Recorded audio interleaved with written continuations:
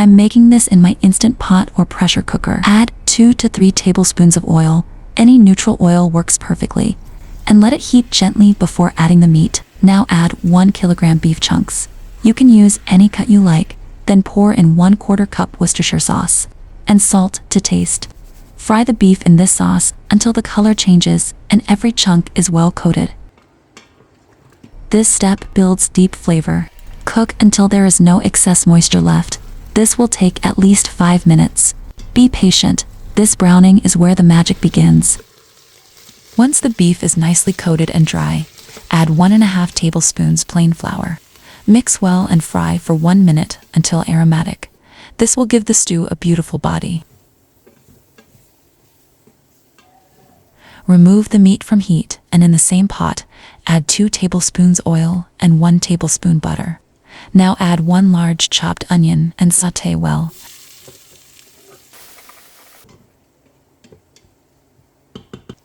Add 4 minced garlic cloves and stir fry for 15 seconds until fragrant. Then add 2 tablespoons concentrated tomato paste or 1 blended tomato if you prefer. Mix well. Season with salt to taste.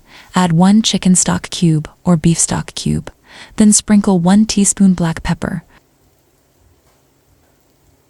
1 teaspoon paprika,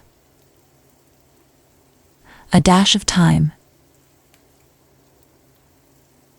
and a dash of rosemary.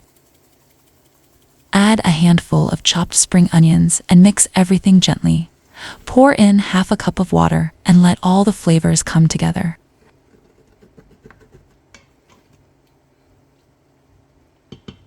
Add 1½ liters of water. You can add more according to the type of your pressure cooker, then mix in the beef. Cook until the meat is about 80% tender. This step ensures juicy meat without overcooking.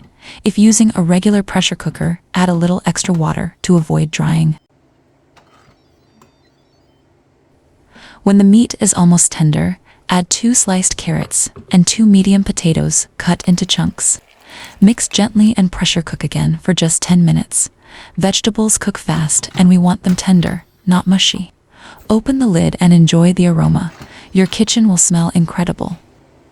Rich, warm, and comforting, perfect for cold days.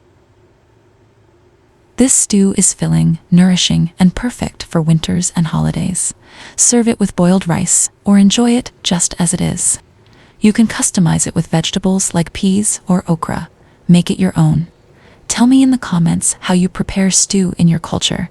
I would love to know. I'll see you in another amazing recipe. Take care and happy cooking.